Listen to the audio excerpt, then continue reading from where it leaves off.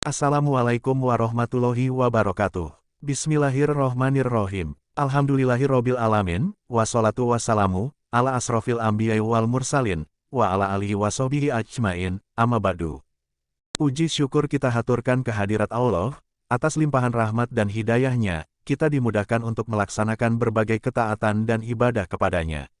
Kita bersyukur kepada Allah, atas petunjuk yang Dia curahkan kepada kita, sehingga kita bisa menyembahnya, beribadah kepadanya dan tunduk terhadap aturannya. Betapa banyak manusia di alam ini yang tersesat, sehingga mereka tidak menyembah Allah, namun yang mereka sembah adalah setan. Mereka menyembah, namun salah sasaran. Kita dan mereka sama-sama ibadah.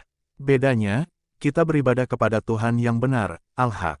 Sementara mereka beribadah kepada Tuhan yang batil, menyembah yang tidak layak untuk disembah. Sesungguhnya ikhlas merupakan kunci dakwah para rasul alaihimussalam. Sebab, dengan sikap ikhlas yang ada dalam hati, semua ibadah seseorang akan diterima. Hal ini sebagaimana disebutkan dalam firman Allah Ta'ala, "Wa ma umiru illa liya'budullaha, mukhlisina lahud dinahu nafa'a", yang artinya, padahal mereka hanya diperintah menyembah Allah dengan ikhlas menaatinya semata-mata karena menjalankan agama. Quran Surat Al-Bayyinah, ayat 5. Allah Ta'ala berfirman, "Alallahi, dinul holisu." Ingatlah, hanya milik Allah agama yang murni, dari syirik. Quran Surat Az-Zumar, ayat 3. Dalam surat lain Allah Ta'ala berfirman, "Alladzi khalaqal mauta, wal hayata liyabluwakum ayyukum ahsanu amala", artinya, yang menciptakan mati dan hidup, untuk menguji kamu, siapa di antara kamu yang lebih baik amalnya. Quran Surat Al-Mulk, ayat 2. Dalam menafsirkan ayat ini, Al-Fudail bin Iyad berkata, maksudnya adalah amalan yang paling ikhlas dan yang paling benar. Orang-orang bertanya kepadanya, "Wahai Abu Ali, apa amalan yang paling ikhlas dan yang paling benar itu?" Maka ia menjawab, sesungguhnya amalan perbuatan jika dikerjakan dengan ikhlas tapi caranya tidak benar, maka ia tidak diterima. Begitu juga halnya, jika dikerjakan dengan cara yang benar tapi tidak ikhlas, maka tidak akan diterima pula, sampai amalan tersebut dikerjakan dengan ikhlas dan benar. Ikhlas dalam beramal. Ikhlas adalah amalan tersebut dikerjakan hanya untuk Allah semata, sedangkan benar adalah amalan yang sesuai dengan sunnah hadits. Kemudian Fudail membaca firman Allah Ta'ala, "Pamangkana yarzuliko arobbihi, palyamal amalan solihan, walayusriku bi ibadati robbihi ahadan", yang artinya, maka barang siapa mengharap pertemuan dengan Tuhannya, maka hendaklah dia mengerjakan kebajikan, dan janganlah dia mempersekutukan dengan sesuatu pun dalam beribadah kepada Tuhannya. Quran Surat Al-Kahfi, ayat 110. Firman Allah Ta'ala, "Waman ahsanudinan, miman aslama wazahullaha, wahuwa musinun", yang artinya, dan siapakah yang lebih baik agamanya daripada orang yang dengan ikhlas berserah diri kepada Allah, sedang dia mengerjakan kebaikan. Quran Surat An-Nisa petik terbalik, ayat 125. Ibnu Katsir berkata, maksudnya adalah orang yang beramal dengan ikhlas hanya untuk Allah tak petik terbalik Allah, maka ia beramal dengan penuh keimanan dan berharap pahala dari Tuhannya. Dengan demikian, Islam adalah mengikhlaskan tujuan dan amalan hanya untuk Allah. Sedangkan ihsan adalah meniti jalan Rasulullah Shallallahu Alaihi Wasallam dan mengikuti sunnahnya. Adapun orang yang beramal tidak karena Allah Ta'ala, maka Allah menceritakan tentang mereka dalam Al-Qur petik terbalikan. "Wa qadimna ila ma'amilu min amalin, faza'alnahu haba'an mansuron", yang artinya, dan kami akan perlihatkan segala amal yang mereka kerjakan, lalu kami akan jadikan amal itu bagaikan debu yang berterbangan. Quran Surat Al-Furqan, ayat 23. Maksudnya adalah, amalan yang tidak sesuai dengan sunnah, atau dengan amalan tersebut seseorang berharap selain kepada Allah Ta'ala. Diriwayatkan dari Abu Hurairah radhiyallahu anhu sebuah hadits secara marfu.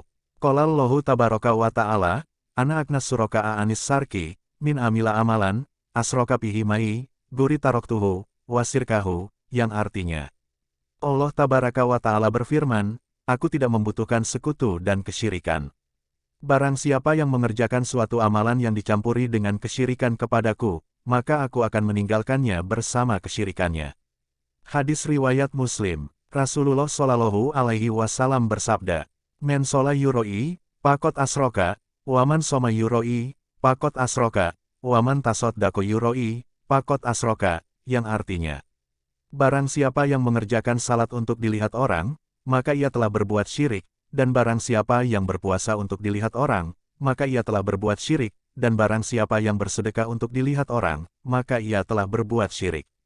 Hadis riwayat Ahmad.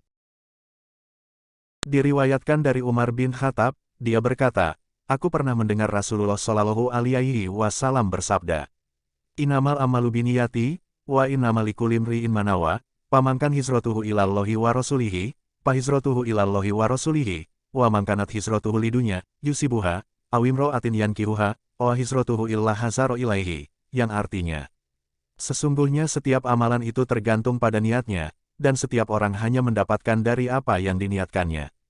Maka, barang siapa yang hijrahnya kepada Allah dan Rasul-Nya, maka hijrahnya itu kepada Allah dan Rasul-Nya. Dan barang siapa yang hijrahnya karena dunia yang akan dicapainya, atau wanita yang akan dinikahinya, maka hijrahnya sesuai dengan niat hijrahnya. Muttafaq alaihi. Wahai para hamba Allah, sesungguhnya ikhlas adalah amalan hati yang penting dan termasuk dalam definisi iman. Amalan hati mempunyai kedudukan yang agung, bahkan perbuatan hati lebih penting dan didahulukan daripada amalan panca indera. Syekhul Islam Ibnu Taimiyah rahimahullah berbicara tentang amalan hati. Amalan hati merupakan pondasi iman dan kaidah pokok agama, seperti mencintai Allah dan Rasul-Nya, bertawakal kepadanya, ikhlas dalam menjalankan perintah agama karena Allah, bersyukur kepada Allah, bersabar atas hukum yang ditetapkannya, takut dan berharap kepadanya. Sikap dan perbuatan ini wajib dilakukan oleh setiap hamba berdasarkan kesepakatan para ulama.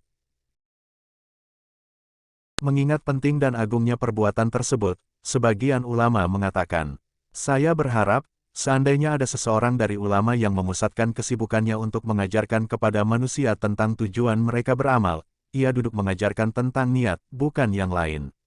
Namun, sayangnya kebanyakan dari mereka menyia-nyiakan perkara ini. Sehingga, banyak orang yang meremehkan ilmu ini yang mana dengannya, Allah memberi manfaat bagi semua negeri dan bagi para hambanya.